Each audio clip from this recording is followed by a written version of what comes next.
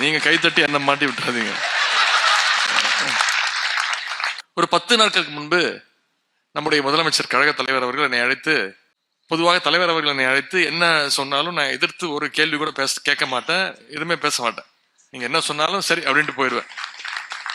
என்னை அழைத்து நவம்பர் 14ஆம் தேதி நீ ஒரு நிகழ்ச்சிக்கு செல்லணும், டெல்லி வரைக்கும் போகணும், காலைல போயிட்டு முடிந்தா நைட்டே வந்துரு அப்படின்னு சொன்னாங்க. நான் சொன்னேன் முடியாது. ஏன்னா அது காரணம் தெரியாது எனக்கு தெரியும். ஏன்னா அவன் இப்படி சொல்ல மாட்டானே, எடுத்து பேச ஆரம்பிச்சிட்டானா, நிறைய தொலைக்காட்சி பாக்குறானா, வேற யாராவது ஃபாலோ பண்றானா அப்படின்னு. நான் யாரையும் நீங்க கைத்தட்டி என்ன மாட்டி விட்டுறாதீங்க. பார்த்தாரு, முடியாது அப்படின்னு. என்ன முடியாது, என்ன வேற ஏதாவது நிகழ்ச்சி ஏதாவது கொடுத்துருக்கியா? ஆமா கொடுத்துருக்கிறேன். நான் டெல்லி போகணும்னு சொல்றேன், அதை விட என்ன முக்கியமான நிகழ்ச்சி? நான் காரைக்குடி போகணும்னு சொல்றேன், நீங்க என்ன புரியாம பேசுறீங்க? காரைக்குடி புரியா எதுக்கு அப்படின்னாங்க. என்ன சொல்றீங்க? சுபவி என்ன வந்து தேதி வாங்கியிருக்காங்க.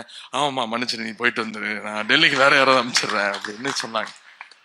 நான் ஏன் அதை குறிப்பிடுறேன்னா, இந்த நிகழ்ச்சி அவ்வளவு முக்கியமான ஒரு நிகழ்ச்சி. எந்த பணியாக இருந்தாலும் இந்த நிகழ்ச்சியில கலந்து கொள்வது என்னுடைய வாழ்நாளில் ஒரு மறக்க முடியாத நிகழ்ச்சியாக நான் இதில் கலந்து கொண்டிருக்கிறேன். பேசும்போது எல்லாம் குறிப்பிட்டு சொன்னாங்க, துணை முதலமைச்சரே வந்திருக்காரு, துணை முதலமைச்சரே வந்திருக்காருன்னு. நிஜமா சொல்றேன், அந்த எண்ணத்தோடு நான் வரவில்லை. உங்க வீட்டு பிள்ளையாக, இந்த குடும்பத்துல ஒருவராக நான் இங்க வந்திருக்கிறேன்.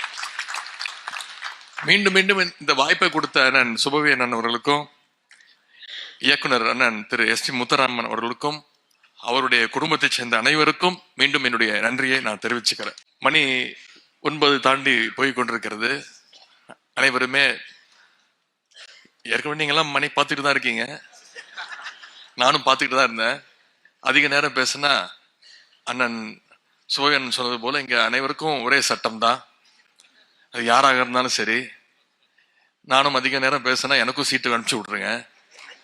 இங்க அக்கா அருள்மொழி அவர்கள் பேசும்பொழுது சொன்னாங்க, அதிக நேரம் பேசினா சீட்டு கொடுத்துருவாங்க அப்படின்னு. கடைசி வரைக்கும் எந்த தொகுதின்னு சொல்லவே இல்லை. சொல்லிட்டு அவங்களுக்கு சீட்டும் கொடுக்கப்படல, அவங்களும் பேசுறது நிப்பாட்டவே இல்லை.